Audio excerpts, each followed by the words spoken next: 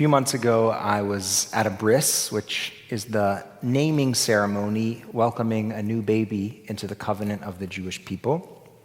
And at the very end, as I offered the baby a blessing, the child's grandparents wrapped him in a tallis, in a prayer shawl that belonged to his great-grandfather, for whom he was named. And the parents, when they announced the Hebrew name that they had chosen, they prayed that their son would embody the best characteristics of his great-grandfather: his kindness and generosity, his warmth, his commitment to Jewish community, and his athletic skill. Though this man, this great-grandfather, would never know this new life, though he was gone, perhaps his tallis imparted some of his goodness, some of that legacy that he built in the years that he lived on this earth. And what we inherit from our ancestors, their values, their stories, their sacred objects, they shape who we become. And sometimes, as our Torah reading shows us this week, those inheritances come with explicit promises that we are called to fulfill.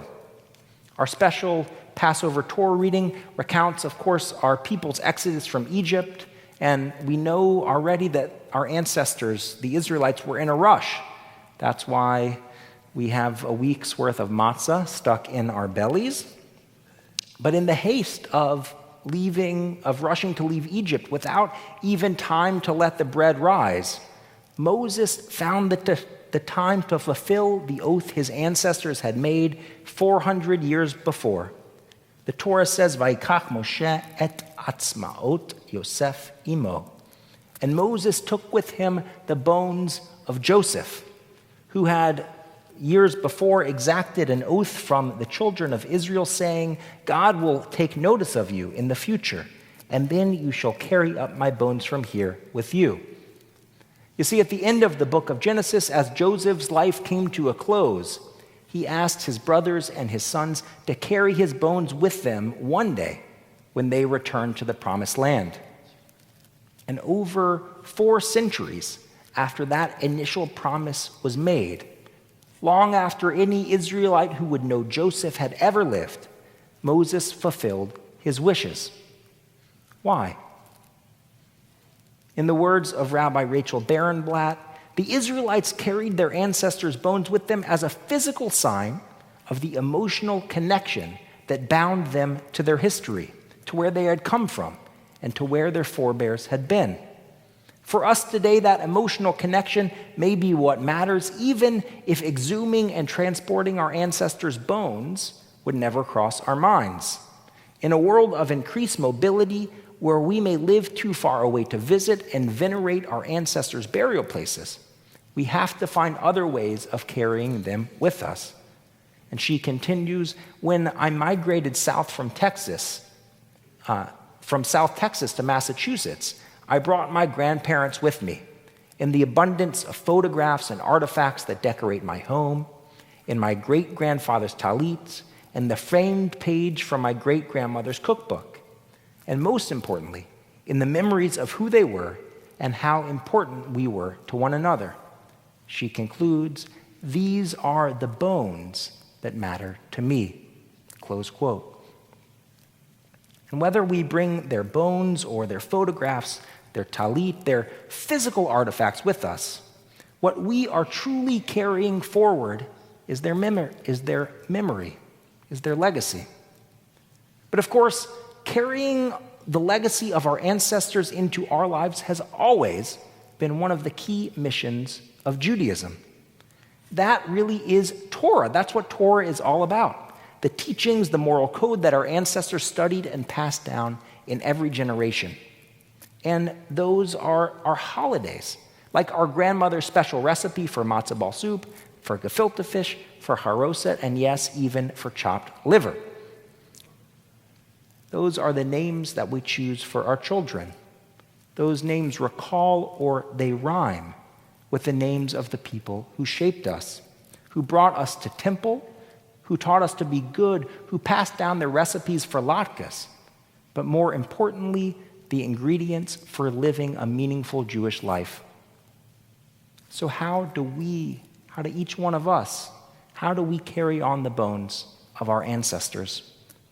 The ones who moved to this country with nothing in their pockets but a prayer book, a few shekels, and a worn photograph of the ones they were leaving behind. How do we create the country and the communities they believed America could embody? How do we treat others in society, especially those who come to our country in search of safety and freedom? How do we grant them a new chance at life? Remember, we too were strangers in the land of Egypt. And our Seder reminds us every year, in every generation, each person must see themselves ke'ilu, as if they personally came out of Egypt. We fulfilled the legacy of our ancestors when we see the humanity in the stranger and welcome them, just as America welcomed our brave grandparents and great-grandparents who came here for a better life. How do we carry the bones of the loved ones who hosted Seder after Seder, recounting their parents' stories, the Seders that they had held when they were kids, praying perhaps for freedom from the Tsar's army, yearning or even fighting to be free from inside the walls of the Warsaw Ghetto? We honor their memory when we gather around our own Seder tables, when we tell our children the story of the Exodus, and when we make our history part of the unbroken chain of Jewish memory. And how do we in this building, in this city, carry on the legacy of those who stood up against injustice, like Rabbi Wax and so many others did here in Memphis during the civil rights movement? We honor their memory when we speak out against hatred and bigotry, when we build bridges across communities, when we work to ensure that the dignity of every human being is respected and protected. Moses could have just left Joseph's bones behind. With Pharaoh's army in pursuit and the vast uncertainty of the wilderness ahead, it might have seemed more practical to focus only on the living. But in that powerful act of remembrance, Moses taught us that freedom isn't just about where we're going. It's about remembering where we came from and the promises we made to those who came before. So this Passover, as we celebrate our ancient journey from slavery to freedom, we must pray for those who still yearn for liberation. We pray especially for those hostages who are still languishing in Gaza, marking their second holiday of freedom while still chained or in cages. We pray that their weary bones may return home soon, that they may be reunited with those who love them, who carry on their memory and their hope each and every day. In the end, carrying the burdens of our ancestors, in the end, carrying the bones of our ancestors isn't a burden, it's a blessing. It connects us to a story larger than ourselves, to a covenant that spans generations. It reminds us that even after we are gone, something of us remains in the values we've taught, in the traditions we passed on, and in the world we helped to repair. Chag Sameach, happy Passover, and Shabbat Shalom.